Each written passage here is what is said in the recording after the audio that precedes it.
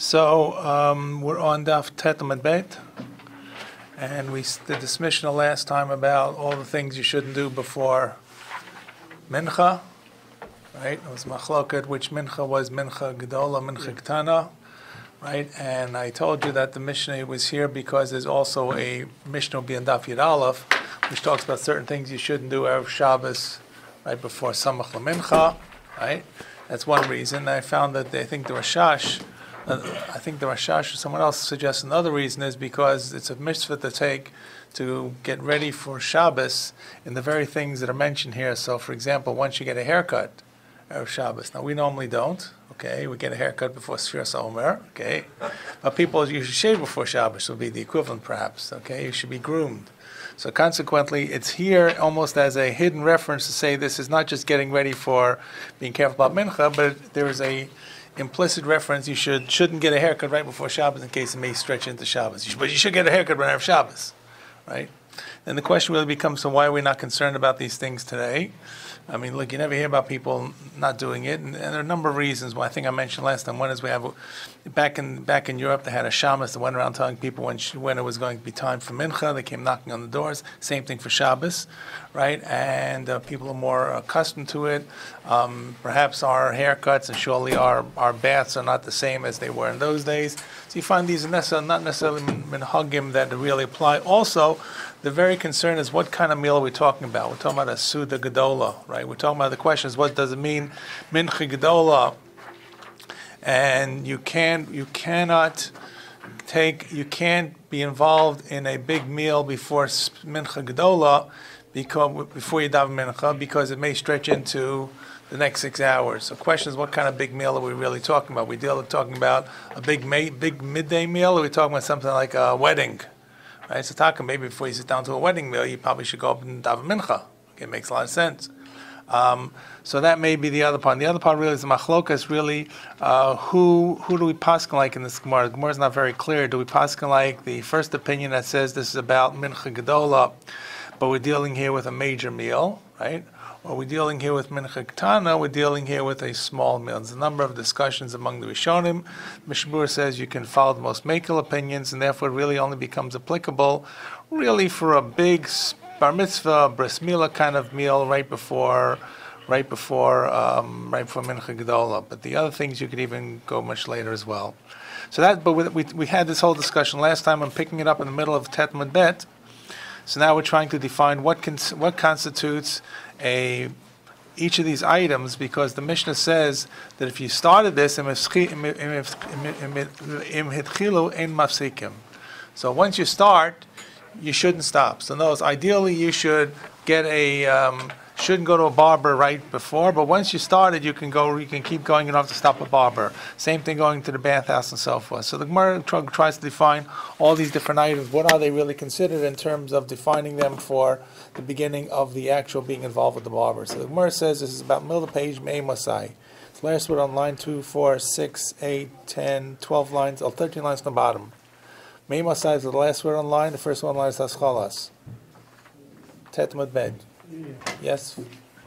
Got it? Okay. Yeah. Good. When is the beginning of the actual haircut? So, Amar Rav Avin Tispored haircut, right. Amar Rav Avin Mishianiach Aforet Shel Saparim Al Birkov. When they take, Aforet, Rashi says, is Sudar. Sudar means a cloth. Cloth can mean a lot of things. We'll see in the next line. Sudar can mean a cloth that they put on their head, like a turban, or they wrapped it into a turban, or probably like similar to a kafir of some sort, right? Or what do they call it? Women call in Eretz Yisrael mitpachat, right? Which is basically this free-throwing thing they put together. But when the barber puts down the cloth, and you're sitting in the chair, and the cloth goes down, that means they're ready to do business. That's already you're in. At that point, you don't have to stop to go do mincha. If you're waiting in the chair, waiting for the chair, or even got into the chair and suddenly you realize you didn't daven mincha, stop and go daven mincha.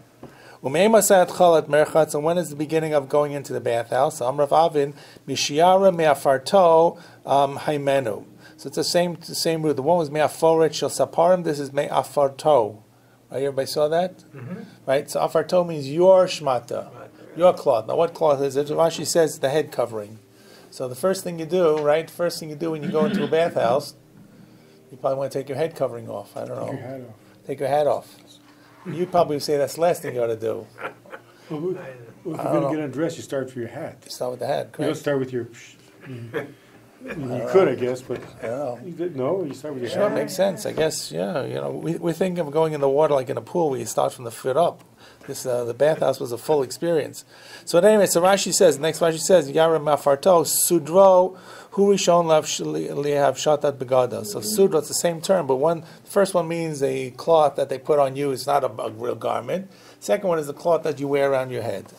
So when you want to take your headgear off, which is, think of it as like the kofia or a turban. Remember, the turbans were not just like pre-formed. The turbans were twisted around. That's how they are today too. It's a long piece of cloth. In the morning they get up and they wrap it on. They do whatever they do. Sikhs. Yeah. They don't take off this thing. They unwrap it. Okay, there you go. Okay. I think. Okay, yeah, fine. Okay. I think so. Okay, we call it today a do-rag? I don't know. Okay. Is that the right term? A what? A do-rag. Obviously, it shows that our people were accepting of that minhag in the general Isn't that what it's population. called? Yeah. In among The blacks. the African Americans. That's what they were, yeah. It's like blacks. Okay, excuse me. Okay. Oh, Back where I come thanks from, for that's what you say. saying. Okay. African, some of them come All from right. Caribbean, they come from Now, at any rate, all right, I'm sorry, Jack, sorry. question or I just got No, distracted? I'm just saying that it's obvious that because they're worried, they're saying this, it's obvious we accepted this particular custom of dressing like the Goyim. Absolutely. Okay. Well, maybe in a Jewish kafia. Some guys come out with a Jewish kafia. You haven't seen this? Name is Safar. Who's a rapper, a Jewish rapper. I forgot what he calls it, but it's got Magen Davids all over it. It's blue and white. I think it's got even a title for But it. it's a kafir. Looks like a regular. Looks like a kafia, except it's got Magen Davids on it. Magen David and blue and white. Okay, anyways, back at the ranch. So yeah, it probably was a general kind of headgear that people wore. It's like saying that back in the day when everybody wore a Stetson, that's what you wore. You wore whether you were sheevish, you wore whether you were a businessman. Okay. Anyways, and the bekishes that people wear, once upon a time, everyone wore that too. Yeah. Okay. Where are we up to? So this, and the next one is Meimasayat Chalat Burski. When is you actually enter and get busy in the tannery? Mikshiksha Benk Tefav. When you tie the skin, the hide between your when you tie your hands between your shoulders. That's what Rashi says it means. In other words, you take your hands out. I'm not quite sure exactly how you deal with hides, but apparently this was very dirty. So you couldn't strip down, right? You wanted to have that protection, but you probably you didn't want to touch the chemicals onto your garments, so you kind of took your sleeves out. Think of it as like taking your sleeves out for putting on tefillin, right? And then doing it with both hands. Or think of it slipping out of your shirt of some sort. Probably something your kids would do, right? Okay. So little kids would do that at least. So miksha bank seifa. When you do that, that means you're already in the borski. That means you're already starting to work. When is the beginning of eating that you don't have to stop for mincha? So Rav Amar Mishito Yadav, when you wash Netilas Yadayim, you wash your hands. Rav Chanina Amar Mishiyate Chagora. And Rav Chanina said this applies when you undo your chagora as like a belt girdle kind of thing that kept you all together. Once again, you have to remember that these were very primitive clothing, okay, and there were certain things that kept themselves together, so to speak. And apparently, if it was tight enough, it's like opening your belt when you sit down for a big meal, right? Only it probably was much. Well, we'll see in a minute. It may depend on how tight your chagora was. It's not chagora. Think of a chagora as more of I don't even know how to describe it. Maybe like a combination between belt, girdle, jock strap, or something like that. Corset. Of course, it's something that really kept you all together so that you could really, walk around in comfort. So at any rate, depending on how tight that was done, right, you needed to let it out or not. If it was very loose, you didn't. Okay. So Rav says Mishita Yadav. That's pretty clear. And Rav Chanina Amar Mishiyata Chagora. So it looks like they're saying two different things. Now, V'lo Pligi, and the Gemara says V'lo Pligi Halan V'halahu. Okay, and the machlokas is not really a machlokas. It depends. One was in Eretz Yisrael, and one was in Bavel. And the difference would be, is the chagora. If the chagora was fairly loose, if that was the style, right? If people wore what they call relaxed fit, okay, relaxed fit, casual fit, then they didn't have to undo their girdle when they sat down. So the first thing that was washing. If, on the other hand, they wore the athletic fit, right, the tight jeans, so to speak, so they needed to undo that. So they says was different minhagim in different places. The problem is it's not clear which is which, okay? And Rashi says, now what you need to know is who lives where. Would it matter? Well, let's see what geography we know. Where does Rav live? He left Eretz Yisrael to go to Bavel, correct? So where Rabbi Chanina actually lives in Eretz Yisrael. Right. Okay, so logic would dictate that Rav is going to be talking about Bavel, and Rabbi Chanina is talking about Eretz Yisrael, which means that where would it be tight? If Rabbi Chanina is saying to undo it, right, there would be Eretz Yisrael where Rabbi Chanina lives.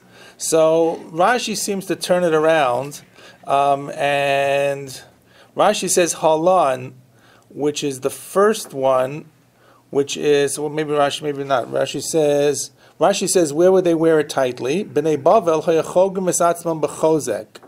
In Bavel, not where Rabbi Chanina lives. Rabbi Chanina says you have to undo the girdle, right, the belt. That means it's really tight. Where is this? In Bavel. And B'nei Eretz Yisrael, they didn't do it. So you'd have to explain that what Rashi means to say is Rabbi Chanina was explaining this to Babylonians, right? His students from Bavel who came, he needed to explain it to them, and Rav was explaining it to students from Eretz Yisrael. Okay, and that's what Tosfos tries to explain in Rashi, that Rav was from Bavel, but he would have to explain to students from Eretz Yisrael. Why would students from Eretz Yisrael be learning with Rav in Bavel and the other way around? So the Gemara says that when you really want to learn, you have to go away from home. And Tosfos says that was the minhag. Students used to travel, so that they wouldn't be involved. And these actually could be married students, believe it or not. Right? This is about shirking responsibility. They would leave their wives, they would go off to the yeshiva. They couldn't go to the hometown yeshiva because every day there'd be honeydew this, honeydew that, right? So they ran away. Well, not ran away, they went away with permission. And therefore, and that Tosfos says, Darkam hoy litvachik shlo hayu yichom laso kol kach b'batehem. They went away, so they wouldn't be involved in their local needs. They must have had to hire someone, leave something behind. And they went to learn for 6 months in the yeshiva of Rav. Who? The students of Eretz Yisrael, and vice versa. So therefore, Rav, who's the Babylonian, is teaching the students of Eretz Yisrael who wore the tight chagorot, and Rabbi Chanin, and then so forth and so on. Okay, that's how he kind of tries to make sense of Hala and Vahalahu. And then Tosfos actually at the end gives it another way around and says maybe it's really the reverse. That Rav is talking to Babylonians and Rabbi Chanin is talking to Eretz Yisrael. It's really probably not that important for us, whatever the minhag is. So we'll see. Now the reason that it is, this comes up, and the first pshat of Rashi makes sense, even though it looks like it twists the Babylonians and the Babylonian rabbi speaking to the Eretz Yisrael students and vice versa, is because we're going to see in the next line, the Gemara seems to refer to Babylonians and having to undo their belt before they go daven. I think so. So Amra Abaye, Hani Chavroi Bavloi. Okay, according to our friends, our scholar friends, the Babylonians, who looks like they undo their belt. Lamandi Amar Tfilat Arvid Rishut. There are two opinions we have whether Tfilas Marav is Rishut or a Chova, right? Okay, we actually like to believe that even though it's Rishut, we should say it. But it does not have the same significance as Mincha and Shacharis. And however, Shema, of course, does. So even if you decide that you really want this follow and say Marav is Rishut, does not relieve you from the obligation of Shema. So practically speaking, it's not that significant. But there are our Babylonian scholar friends, if according they follow the opinion of our Marav is Rishut, okay, Kevan de Shoyle Hemne, Lo Matrichin Anle. The moment that they, let's say, the moment that they undo their hemne is like their chagora, the moment that they undo their belt, we don't make them get up to daven Marav again. Okay, so in other words, if they believe that Marav is Rishut, so once they've undone their chagora, fine, keep eating. And according to Ulamanda machova matruchinan lei. And if on the other hand they say the Marav is a chova, then we make them do up their belt when the time comes to Marav to go daven Marav. So in other words, the Gemara is trying to compare, to deal with something about the Babylonians. You see, first of all, that based upon this Gemara, who ties up their belt? Babylonians. Right? That's why Rabbi Chanina, that's why the Pshat of Rashi, that Rabbi Chanina who's near to Israel, must be talking to whom? Babylonians. The only discussion is about whether Marav is Reshut or Chova, and whether they have to do up their belt or not do up the belt. But what's the problem? The issue is clearly to eat, they've undone their belt. So the hemne is the same thing as the chagora. Okay, the same thing in the previous line as the chagora and the hemne is the same thing. So that's the proof. The Rashi, or the reason the Rashi seems to try to identify those who are wearing tight belts, girdles, as the people from Bavel, not the people from Eretz Yisrael. But let's come back to what the Gemara's question is. So what's the Gemara's question now? So the Gemara brings, Abaye says that there was a statement relating to the Babylonians who wore tight belts, who undid them to eat. Right. Now, for Marav, this is not about Mincha. Our mission is about Mincha. This is about Marav. According to Marav, if it's a Reshut, Then why would you bother? they don't let them just keep eating. Right. If it's Mincha,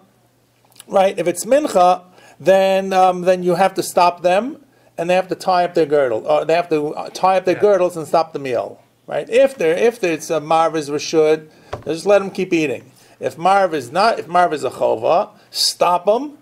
Tell them to tighten up their girdles and their belts and go daven Marav and come back and finish the meal later. So the Gemara's question, who says this? Abaye. So the Gemara's question is, that's about Marav.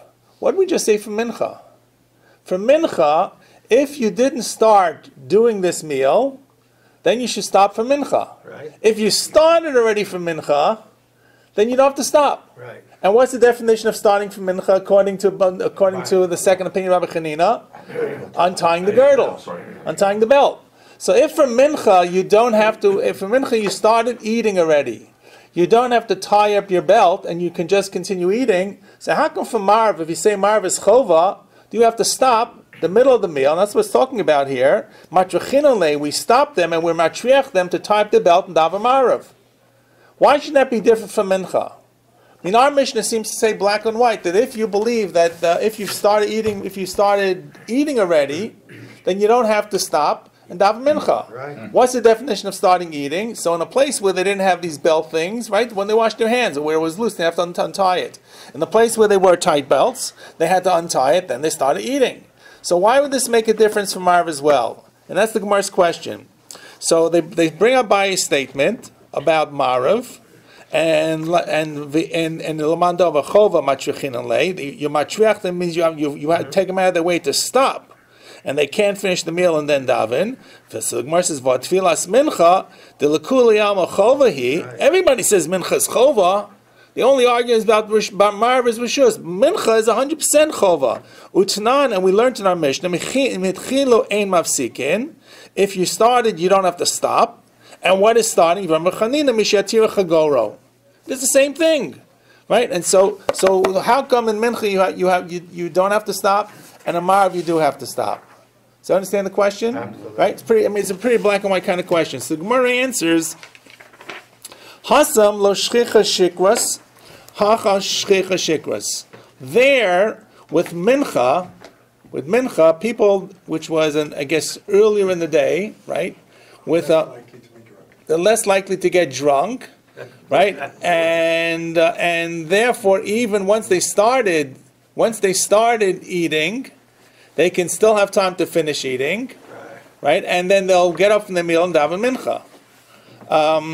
When it comes for Marav, Later in the day, and that was it. They got home and they wanted to, push back a cold one. I don't know. It was the end of the day, I guess. So who knows what they did for relaxation. So it's very likely or very possible that there was more possibility that they would drink and continue their meal and forget completely about Marav. Sure. Or be less conscious about the importance of Marav. Okay? It's saying here that intoxication was common. Well, no, it's saying that they were more mellow. That's what it means. It means no, when you're more mellow. Shikrut? Yeah, well, there's different types of shikwas. There are different levels of shikwas. I think a judge just recently said that. I mean, To get into trouble. no, there's, You're right. okay? You have one drink or you have 10 Yes. drinks. You have one drink or 2 drinks or 10 drinks. Yes. The water was too dirty. They drank weak They wine. drink wine, Weak they're wine. wine all the They- time. Okay, so it's not scotch, right? It's okay, but whatever they're drinking, correct. So once again, right, as Mr. Richter is saying, they couldn't drink the water, so it was some kind of wine or some kind of fermented thing to keep the water potable. So yeah, okay, it's very very possible. Maybe it's cumulative. Right, by the middle of the day, they've only had 1-2 drinks. As they keep going and drinking water for hydration, they have more in the system. That's possible. So this is not about lying flat out drunk, No, right? But eating would take away the level of toxicity of the alcohol. Food, especially if it's not Nothing. No, he grains. just goes in Grains slower. can turn into Brains? grains can turn into alcohol if undigested. Grains? Grains. Oh, grains. I don't know. No, Foods you're like mixing meat fresh with borscht. or- I don't know. I don't know. My 10th grade science teacher No, told us in yeah. 10th grade that before we go to a bar, we should have a thing of margarine. Yeah, because it coats the stomach. Coats the stomach But or it goes in breaks the slower, alcohol, but I it still don't know. goes in. But okay. Just the rate of... the rate. Whatever it is, bottom line is Coats that's the stomach, first right? answer. Yeah. So But consequently, it goes in eventually okay. slower. So constant, I hope none of you are going to be shikurim at the Seder. Okay? Now, I guess if you had 4 cups back to back to back to back, right? Are you supposed to become shikar? No, but you're supposed to be mellow. He says, Mesameach. Cups of wine. Well, now all right, if you can't have 4 cups of wine, have 4 cups of light Whole wine. alcohol. Have grape juice, Right, have a cut it. Whole mixture. cup of 8 ounces. For whatever. Don't have an 8-ounce cup. First of all, don't have an 8-ounce cup, have a 4-ounce cup. 3.3. Right, have a 4-ounce cup, a 3.5-ounce cup, okay? They no mitzvah to have a big cup. In fact, it's more problematic. You have a big cup, some Important on shita. the last cup. If the last cup is more important to have the full shear. Yeah, 3.3 ounces. 3.3. If you're going to watch alcohol, the last cup is more important to have the full. Except on Friday night where it's the first. Well, right. Anyways, back at the ranch. So it's clear here. So therefore, there's an outside reason. There's an outside reason why Mariv, you would want to stop them, so to speak, dead in their tracks to get up and daven because it may be later. Okay. Now Tosas points out, and this goes back to different levels of what shikras is. You can have a couple of drinks and still be sober, but you may have had too much to get behind the wheel. So Tosas points out that when they came to duchen, right? They didn't duchen, right? The minhag is not to duchen after people, the kohanim, had eaten, right? Because they were afraid that they may have drunk as well, correct? So, what? No. Yes. Don't think of Achrei Mos. It says Right. very So clearly, therefore, don't drink wine. so the Gemara says that Shachris and Mincha they would duchen, and any day that was not Shaykh Shikras they didn't. So something like Ne'ilah, something Yom Kippur, or Mincha they would. But you see that normally Mincha on a regular day they were concerned about Shikras. So Tosa says, how come here you see that not concerned about Mincha for Shikras, only for Marav, and there for Duchening they are. Oh, that's a good So the answer is that coming to Duchen is really like working in the base of Mikdash. And Duchening, and therefore it's a much lower level, it's kind of like getting behind the wheel. That even if you have a revius of wine, right, you're not allowed to duchen. You're not allowed to, surely we're not allowed duchen in the base of Mikdash. You couldn't do the avod in the base of Mikdash as a Kohen, and you surely, therefore, we don't duchen. So having a revius of wine, 1 cup of wine, is surely not shikras. But on the other hand, for a Kohen who is replicating what was in the base of Mikdash, that would be considered, it would not be a 0.0 blood level alcohol level. They took that Marav time? No, they did not duchen at Marav time. Correct. There's no chazars of shots. Right, so. But they didn't duchen at Mincha. They didn't. They didn't Only duchen at Mincha. They only daven in Shachar. They only duchen in Shachris, and they only duchen in Musaf. And they duchen on days that there was a tainus. We do the same thing. We say Berchas Kohanim on a tainus. We say Sim Shalom and Berchas Kohanim. Right, To rep. I but you don't. But you're not concerned about it at Marav time because they didn't duchen and Marav. But they were concerned at Mincha, and our mission, our Gemara just said that at Mincha people were not worried about Shikwas, only at Marav. So you don't duchen at Marav because there's no place to duchen at Marav because there's no Chazas Shabbos. Right. So why are you So worried? no Why are you question. worried? So, Why worried? No, but they didn't allow them to duchen at Mincha. So are we saying they could? Let me say this again slowly, okay? Does everybody else understand? I thought you said they could drink Yeah, before right, midnight. So in other words, Except Jack. no. I'm sorry. Every day they duchen on Shachris and Musaf, and on days they didn't eat, they duchen even at Mincha, and even at Nila. Okay, I'm sorry if I mixed it up incorrectly. Okay. Consequently, on a regular day, they did not duchen at Mincha, but the concern was that they may have drunk. Right? So you see Zayt ice. What do you see from this? That you were concerned for drinking before Mincha. Right. Our Gemara just said that the difference between Mincha and Marav is that Mincha we were not concerned they're going to be drunk. At Marav they were concerned we're going to be drunk. But Mincha they weren't. So how come they can't duchen on a regular Mincha? Right. And the answer is the level of level of intoxication for a Kohen is a much lower level. It's like the difference between a student driver or a G1 where you can have a 0.0% alcohol, and you guys, you can have what? I don't know, Whatever it is. 0.25 or something, 0.5. I don't even know what it is. Don't have it. Okay, don't test. But the bottom line is there is a different level of concern for duchening, because of the real duchening, the real Birchas Kohanim in the Beis Hamikdash, the Shechina was coming between their fingers. This is not getting up and just saying psukim. So therefore we don't do it. We don't do it in Chutz La'aretz. We don't duchen every day either. We don't duchen on Shabbos. Svaradim do. Right? Okay. Are there restrictions for being a shliach tzibur that a person should be? I don't think so. Maybe the restrictions, maybe not to Paskin. Have the Chazal said anything about? No, you can being have a- shliach tzibur and drinking, or No. In fact, no, not at all. No. as long as he doesn't drive. Right? Best proof is maybe not shliach tzibur. Someone's got to make a alamichya after the kiddush, right? Then you don't have to have a teetotaler who just makes alamichya or benches, right? So I mean, once again there were different levels. For example, the level of Purim, right? This is the whole discussion. How drunk do you have to be on Purim? Okay, well, whatever that means. Okay, so but our idea of drinking on Pesach, what I meant to say before we got a little bit off topic, but drinking at Pesach is meant to enhance.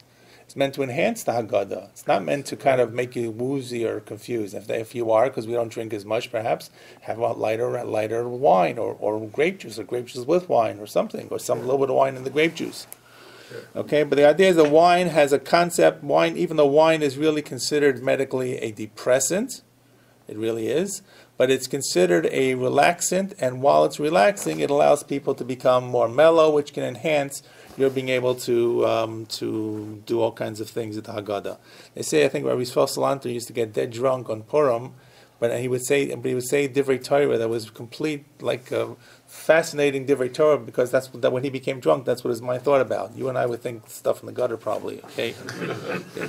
But anyways, all right, next, so the first answer is about shikwas and not shikwas. The second answer, which makes sense even for those of us who are not drinkers, inami, the second answer is a good answer, I think. But mincha kevan the kfile zimne mirtis velasi lemivshe. With mincha has a drop dead time, right? The time that you have to finish mincha by, which is sunset, right? Kavua. So it's kavua. So therefore, normally, I try not to put myself in a situation where I may forget.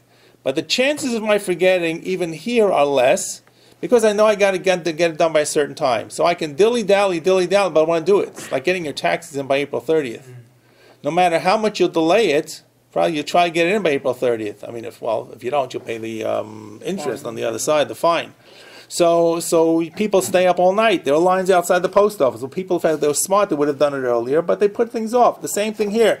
If you didn't start eating, so daven mincha. If you started eating, we're relying upon you to be a responsible Jew, that you'll remember the time for sunset is. However, Arvis, Marav, Kavan, the Kuli Laila, Lelaya, Zman Arvis, Lo Mirtis, Vasal Lemimsha. See, you can daven Marav all night. So you'll say, well, I'll do it later. The next thing you know, it's going to be the morning. Okay.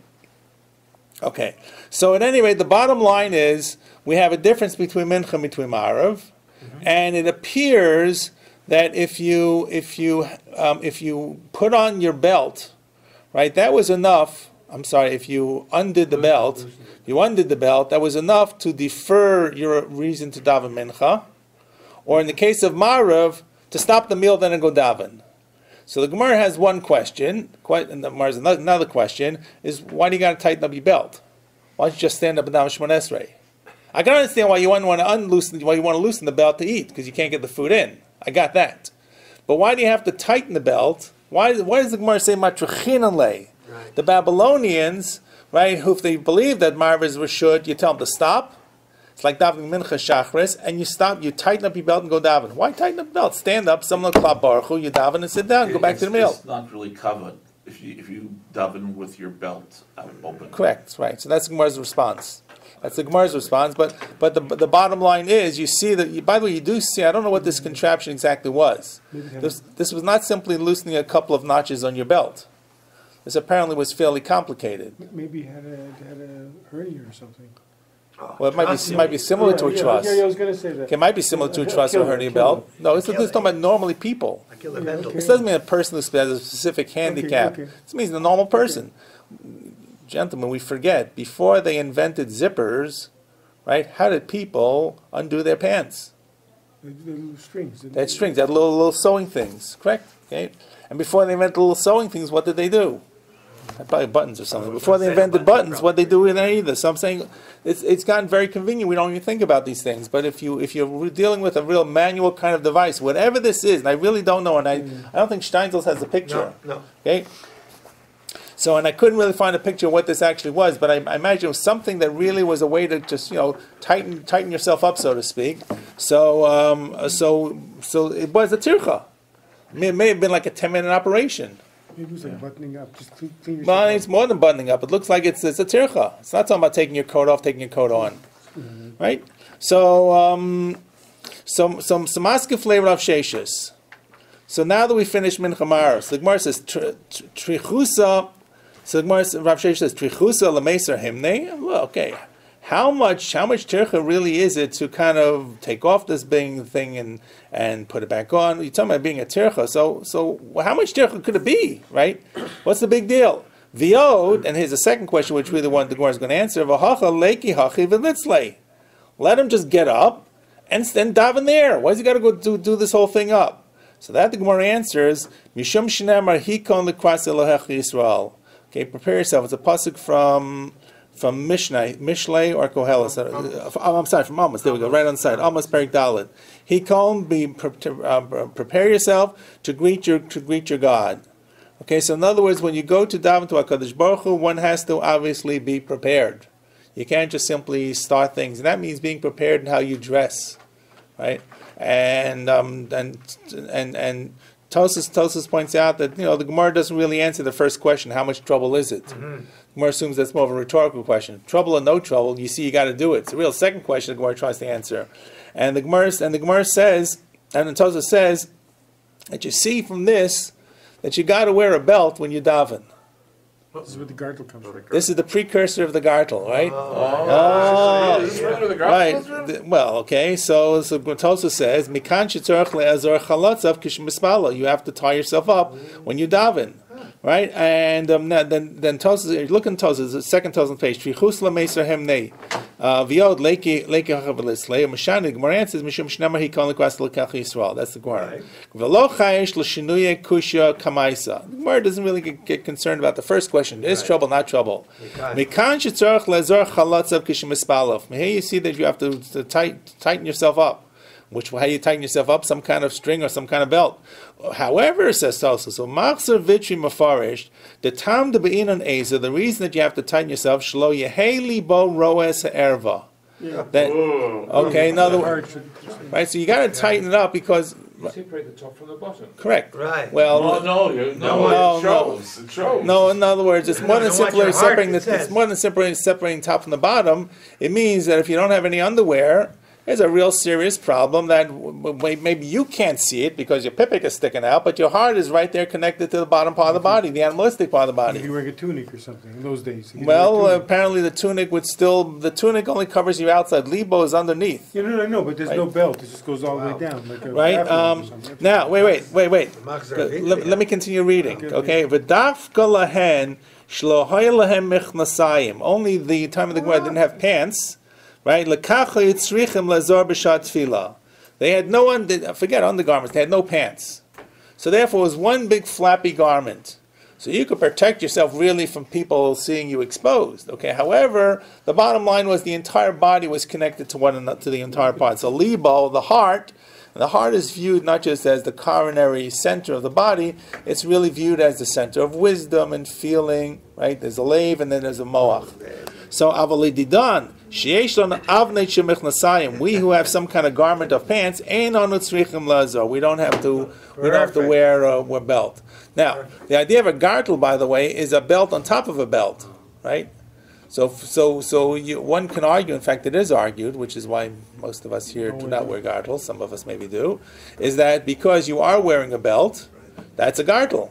Underwear Right? band. The underwear And band. besides, And then there's the band around the underwear, the elastic perhaps, that's also the same thing, right? So there's all kinds of reasons why misnagdim do not necessarily feel they need to wear a gartel, but it surely shows you the sense of sensitivity that exists in terms of the body being animalistic, right, and in terms of being a spiritual part. So do they, like for example, the Rif, Passus Lamaisa, that this is why you need a gartel today? Yeah.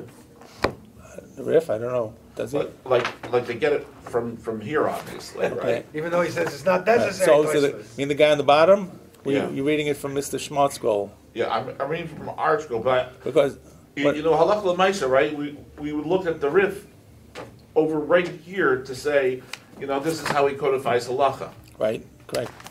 Well, we don't only look at the riff, we look at the Shulchan Aruch. in many cases. Right. Well, Right. the Shulchan Aruch will get it from the Rif or the Rambam. The Shulchan Aruch will get it from Whoever says it. from a number of people that make a decision. Correct.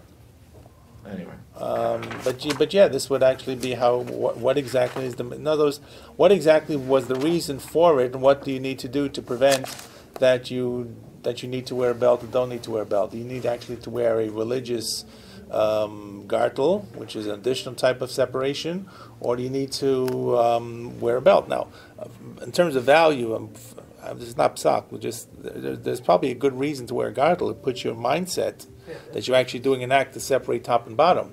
So even though you're already walking around the whole day like this, you don't normally think that way, right?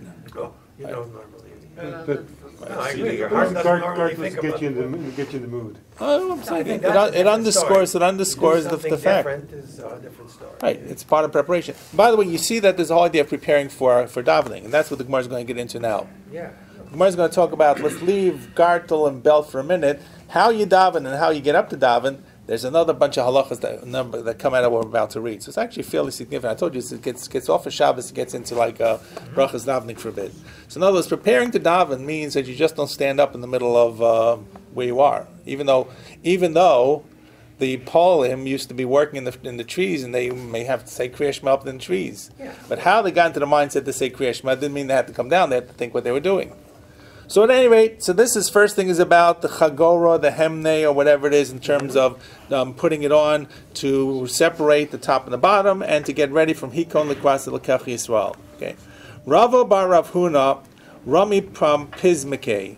So Rashi says pismike are like shoes, some kind of cloth shoes. An pilios chashuvim baraglav.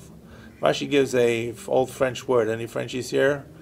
Kalsus. What's the difference? Second, third Rashi on the page. Rami is about fourth line of Rashi. Rami Puzmike. No sin an pilios chashuvim baraglav uvalaz kalchus. know what cultures is? No. It's Old French. It's Old French. Old French? You never check it. Kalchus. You have a dictionary of Old French? I don't dictionary of Lazim. Lazim, yeah, I've got dictionary. Okay, whatever it is, it means with some kind of shoes. Think of this: go down to the Beta Museum, we'll look for Rashi's shoes. So no, but Rav, who is it? Rav, Rava, Rava Bar Huna. Chaussure. Chaussure. Chaussure. Yeah. Because the cough with Rashi is a CH in Old French. So what word is it? Chaussure. What does that mean? Chaussée. Chaussée. Chaussée. Chaussée. Oh, from chaussée. Which means what? Shoes. Shoes. Shoes, yeah. Okay. Shoes. Oh wow. So so what's the cuff becomes a what? Sure. The Shulchay. Okay, well, there you go. Chaussure are shoes. All right, so apparently these were like fancy special shoes, or it just means it wasn't clogs. He put on his special shoes to go daven.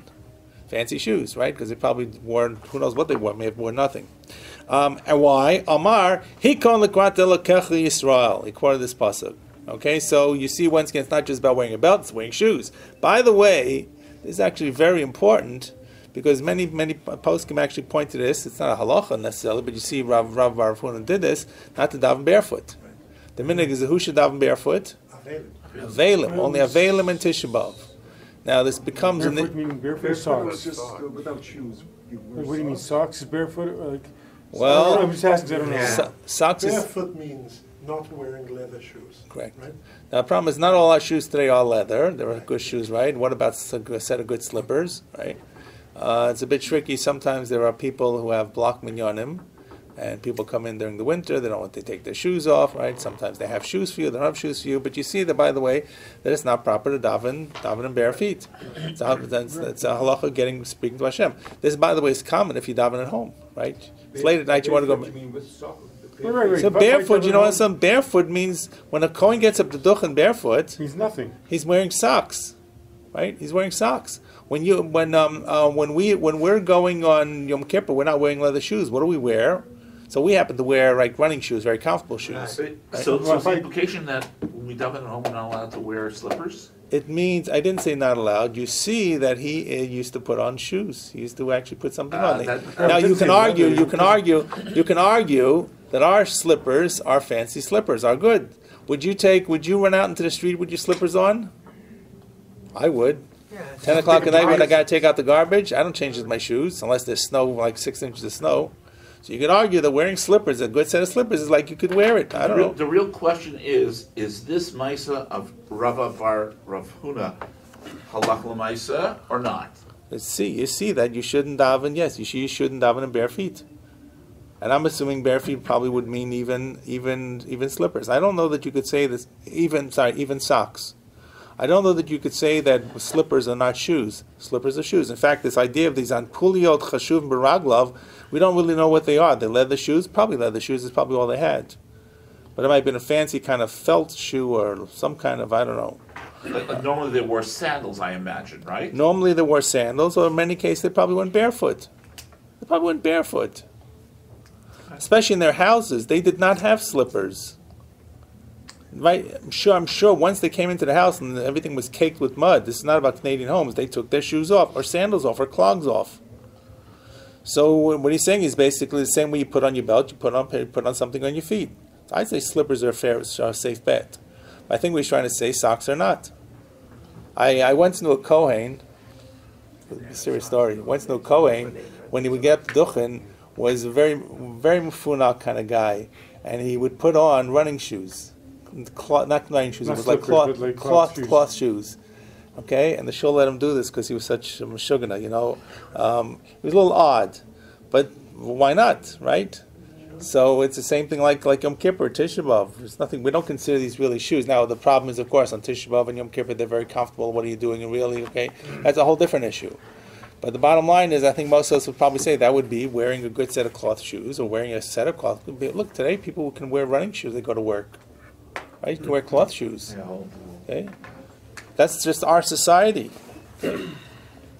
At any rate, so I would, if I were to read this and say, I don't know if it's really a must, but it's an advice. That the advice is to kind of put something on your feet when you daven. That's what he's saying. Okay, there's a concept. You don't have to put on gartel, but you should have shoes, some kind of slipper shoes. Rava. Now here's the next one here. Rava shade glime upacher yade umatzle. So Rava actually would take off his coat or his cloak, a deret. It's like an outer garment. He would take off his outer garment and pacher yade. He would put his hands together, like he says, chovek yadav be'etzbosa, probably like this, I want this to look like you're Christian praying. You can't intertwine your fingers. You can't what? You can't intertwine your fingers. Why not? I don't know. For what? For davening? For anything. It's actually was. Because it's Christian. Well, Because now it's become. It's Christian? Chino came up with this. It only be a shooting shot on Kippur. He said you don't. It's a Christian thing? I don't know, but so Rashi like a Christian. Rashi says chovek yadav betzbosav. I'm not sure what it is, but it must be something like this. Strength. And the In other one the is East there. I don't know. Okay, Krishna's or whatever. Yeah. there was let's see what he did. Okay, so this is Rava. This is the great Rava. Right. The first guy was Rabbi Barafuna. It's a different Amora, or maybe Rabba according to the Bach, the Mizras Shas. So Rava would take off his outer garment and he would put his hands together matzlei. That sounds like the opposite of what we would normally do. You normally think, forget the hands for a moment. You normally think you should put a coat, your jacket on. Right. Sounds like basically taking your jacket off. Right? That's the part that caught me. With the hands together, not hands together. So why? Amar ke'avde kamemare. It's like a servant begging before his master. You don't appear to be haughty. You want to appear to be like very low. So you're not coming in with this big schmancy coat or cloak, what you have, but you're asking Kadosh Baruch Hu. Now, so that seems to be the reverse. These are attitudes about prayer, by the way, about what prayer is doing. Because we were always taught No, you but go, Rashi gives when a you good- daven, it's like you dress before God, before the king. You put Correct. on your nice... So let's do the next one, okay? But One Rashi second. gives a good, I think, of the first one, of the Glima. Right? Kechashuv. Right, he's trying to be like a slave, like a nobody, He doesn't like want a to look like gornish. a nobleman. He doesn't Right. want to look So like I'm reducing myself and approaching HaKadosh Baruch Hu, not dressing up for HaKadosh Baruch Hu. That's exactly the point. Next line, next guy, Ravashi. Ravashi, again the Tkufas HaTalmud, says, Chazin alei l'Rav Kahana. I saw the following the way that Rav Kahana dressed or undressed. Ki'ikot tzara ba'alma, when there was sorrows in the world, when there was pain in the world, and we had to daven for real need, Shadei glime uparchi yodei masli. He did like Rava did. He took off his adaris, he took off his cloak, and he put his hands together and he prayed. And Amar, he said, Ka'avda kamimare, like a slave before his master. However, Ki'ika shalma, when there was shalom in the world, and we were thanking HaKadosh Baruch Hu, we were appreciative, and we were approaching God like an emissary to a king. Lavish, he would put back his aderet, umitkase, or lavish means Dress up. he would dress up. Umitkase, he would cover mitatef. Mitatef is, well, I forget which garment it is. I'm not sure if mitatef is the undergarment or the overgarment. He would wrap himself in Maybe a the fine over one. cloak Maybe Okay, the fine Ateret, cloak above his clothes. Okay. The cloak that he took off before, the Ateret. So what's lavish and mitkase? There are three verbs here. Oh, yeah. He would wrap himself in a fine cloak above his clothes. Okay, so lavish means he would wear his regular clothes. Umitkase, umit'atef, I guess it would other types of levels of clothing on top of that. Umatzle, and he would daven. And Amar, he said, Hikon likrat lekach Yisrael. Okay, so he referred to that verse in Amos. So when it came time for brass tacks, turning to HaKadosh Baruch Hu and says, we're at the end of our rope, right? You dress down. When it comes to speaking to HaKadosh Baruch Hu and thanking HaKadosh Baruch Hu, you dress up. It's fascinating. Okay, it's no You wear sackcloth as well. correct, but this is not sackcloth. This looks like tsar la'alma. Doesn't have to be necessary. It means that there's difficulties, right? Could be a depression, not a physical depression. It could be an economic depression. It doesn't have to be necessarily Xardin like Haman wants to kill the Jews, Chalila. So it means different times. But what it means, by the way, is that how you dress influences your mood, and your mood influences what your prayer is, or vice versa. Okay? So the bottom line is this davening is really... Right. By the way, the third Tosfos on the page, we just go back to, I skipped it, is the one about davening barefoot. Rami Puzmike, Bikan Yesh Lochech, so you prove from here, She'en Lit Palo Yachaf, you can't daven barefoot except B'Tisha B'Av Yom Kippur. Okay? Yom Kippur, they daven barefoot. Mikan. From you see this, correct? Yeah. Okay? So, we don't, can you imagine who's going to come daven barefoot on Yom Kippur? Never seen anyone daven barefoot? No. So we adjusted slightly. I'm sorry? So we adjusted slightly. So we do. Actually, I did once. I had a chazan who came out to daven in one of my communities. He forgot to bring his running shoes. But he wore socks. He wore socks. He wore socks. The whole day he's davening in his stocking feet. Yes. But the answer is because probably you're not that comfortable walking around without anything on your feet. In the shul, who knows? Would you step on a gummy candy or something? I don't know. Or and you gotta get home too. Anyways, that's become our minhag. Okay, anyways, let's go on. Rava Chazye Rav Hamnuna. This is a little bit different now. Rava, same guy Rava, saw Rav Hamnuna the Kamarch B'tzlusei, that he would extend his davening. That sounds good. Like long Shemoneh Esrei is supposed to be a good sign, right? So he said, Manichen Chai Olam V'yoskim B'Chai Shah. Okay, that he's giving up Chai Olam means the eternal world, which is Torah. Right, and davening. What's davening for? Davening is for here and now. That can be for good reasons. Could be a person is sick and wants to refuah shleim. A person needs parnasa. A person needs all kinds of things. But the reality is, whatever you're asking for, no one davens. No, right? I don't say no one, but very few people daven. They should have a lichtig Gan Eden. People daven say, "I need parnasa. I got to pay my bills. Please, I should have nachas. I should have this. I should have that." It's for here, right? So he takes him to task, right? Or he speaks behind his back. For who savar? So what was Rav Hamnuna thinking? Zman tefillah lechud v'zman Torah lechud. That really, one is not at the expense of the other. This is we have a concept. A person should set aside so many hours of learning, but the reality is you say therefore the ticker starts when you do religious things. No, davening is separate and learning is separate, right? There's many institutions have things on either holidays or on Shabbos, including Yesha Torah, including Or Sameach, that people who couldn't sit in davening all day, what they do, they have classes, right? So, and it's an interesting mix, because you're saying in place of tefillah, we're going to have you go out for learning. Now, if you do it during Kriyas Torah, it's an even toss, because Kriyas Torah is learning and going to class is learning. But if you go to Mis Musaf, right, or other parts of davening, it might be a problem. But the reason we do it is because we feel these people won't focus on davening anyway. I understand it. I got it. I'm not complaining. But you see that maybe for a person like Rav Kahana, so Rav Ashi felt that there was a person his learning should take more of a precedence. On the other hand, he felt that davening is one point. It's not saying that I have 8 hours, a third of the day to learn.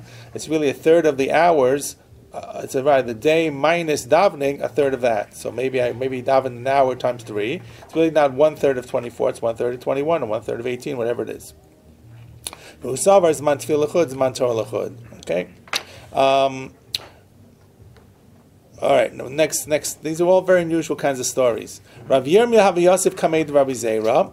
The Rav Yirmiyah was sitting in front of Rabbi Zera, which means Rabbi Zera was the Talmid Chacham. He was learning with him or from him. V'havi aske b'shmaito, and they were studying the whatever the sugya was. Naga l'tzlusei. It got late. Naga means became late to daven. Not clear which davening this is. Mincha or Shachris perhaps. V'okomis misarhev Rabbi Yirmiyah, and Rabbi Yirmiyah began to get, I guess, started to stand up. Sometimes you're sitting in a chair too long and it's getting to the end and you want to get out and stuff. People start getting a little antsy, closing their books and heading to the door. And he's learning from Rabbi Zera. Rabbi Yeres is Rabbi. Right, and Rabbi Zera is going on. Okay, and Rabbi Zera obviously, and he probably she wanted to go to shul. I can't say it's not wrong. He wanted to be there for Minyan. Minyan starting. Minyan starts at 7:30 and Rabbi Zera is going on at 7:31. You're not allowed to stand up in front of your Rebbe, right? Oh, you see, he didn't stand up. He's just like getting a little antsy. That's what it says. It doesn't say he stands up. It says, what's the term? Masarhev. Mesarhev, right? Mesar Osno, it says. He hastened to stand So Rashi says, Mamaher la'amod. He was getting, quicker to get up. So Rav Yirmiyah karalei. So Rav Yirmiyah was starting to get up. Karalei Rav Zera. So Rav Zera called about him. He gave him another pasuk. Not a pasuk. And almost this is the pasuk of Mishlei. Meiser Osno Mishma Torah. Gam Tfilah So Toeva. Person turns away from studying Torah, even as davening will be considered, I don't know, abomination. Yeah, they got it back. All right. Okay. Let's see. We got time for maybe a few lines. Okay. So until now, this was about getting ready for haircut, and we got a whole discussion about Eating, right? When eating started, and it got into a discussion about the belt, and the belt got into a discussion about shoes, and got into a discussion about the cloak, right? And so forth and so on. And this got into a discussion about which is more important, davening and learning, and so forth and so on. Now, next piece is about going into din. So if you're going to a judgment, you shouldn't go into, it says, lo ledin, before mincha, and if you started din, you don't have to stop for mincha. Right. Okay, so what is the din all about? So when is the beginning of the din Torah? Rav Yirmiyah, and think of din Torah as not going to a couple of rabbis, think of it din Torah as going to court. There may be different preparatory types of movements and things that are set up. Rav Yirmiyah, Rav Yonah, Charama Mishayit Atfu Hadayanim. So one of these two scholars said it was when the Dayanim cover themselves with their cloaks. V'Charama Mishayiftechu Balidinim. And the second one said, the other opinion is when the Balidinim begin to present their cases. So the reason that Dayanim used to cover themselves, like think of wearing a talis over your head for Shmon Esrei, whatever it is, so they would cover themselves because the Dayanim were considered in place of Hashem, right? Elohim nitzav badas ke'elo has to go. Ad Elohim yavod varsnehem. Before the God, i.e. the Dayanim stand as the way to bring God's judgment in this world, right? Judges still put cloaks on. Correct, but this was not just putting the cloak on this, they put the robe on over their head. Think of it as like a monk type of thing. So one was that it was because of Ashras. A serious wig, a big wig, the big English, okay? Right, big wig, okay? But in other words, think of it like a monk, okay? So one is really because of Ashras Shechina for a year, and the second of all, it was allowed them to focus. It's like blinders on the horse, so that they would not be disturbed or distracted by outside influences. That's what Rashi says in the Rishon. The other thing does things well. So the two interpretations, one is when they cover their heads, and the other is when the Balidin begin to present. V'lo pligi, so it looks like two things. V'lo pligi, they're really not arguing. Chad aske v'yasa b'dinei, chad lo aske v'yasa b'dinei. One case is where they were already dealing with cases before. So the judges came in the morning, put on their cloaks over their heads, started the din. They had one case after another until they recessed. So you're the next case, you're the third case. You walk in, the judge is already cloaked up. So when does the din begin? When you start presenting. The fact that the judge is cloaked up, he was cloaked up 5 hours before he got to court. But if you're the first case in the day, the judge walks in, all hail, judge sits down, he puts on the cloak, that starts the din. Okay. We have time to do one more piece. Okay, Rav Ami, Rav Asi, Havayasi, V'garsi, Bene Amudei. Rav Ami, Rav Asi used to sit and learn between the pillars of the Beis Medrash. Now, it's not clear what learning between the pillars of the Beis Medrash really was, but you'll see it figures in the story in a moment. It probably was a place where they could be more hidden from people. It was like a quiet place, think of it as the library between, the stacks. So people didn't come bother them. These were two important Amoraim who figure a number of times, and they were not just scholars. The people would come to them for psak and din and so forth. So they would learn in an area of the Beis Medrash where they were hidden from general view. But v'chol shaita v'shaita, every hour. Rashi says it doesn't mean every hour; it means very frequently. Havetapche aibur dadasha. They would bang on the door of the Beis Medrash and they would say, "Iika deisle dine leil v'leisav." Let them come and let them speak to us. Okay, and it's not really related to this, except you see that they were continually studying and trying to give din Torah. We're getting a little bit off the field from this relationship to the Mishnah, but this talking about this. They did din Torah with only two? Well, you can do it with one, if the one's a mumcha. But it seems they did it with two. So they find a third guy. There were enough people lying around the Beis Medrash, they could find a third dayan. But people wanted to see them. People wanted to see these guys. Judges. They wanted to see that these were people would come to. So if it's a simple psak, should I stand for Yokum Purkum? Should I sit for Yokum Purkum? Is this chametz? Can I use this hashgacha for Pesach? Can I use this hashgacha for Pesach? What do you call the rabbi about, right? What do I do? I mixed up chametz and matzah. What am I supposed to do now, right? Kidneys, no kidneys, diet code, right? All these questions. So you don't need to, this is not necessarily for psak halacha. That means you have a question.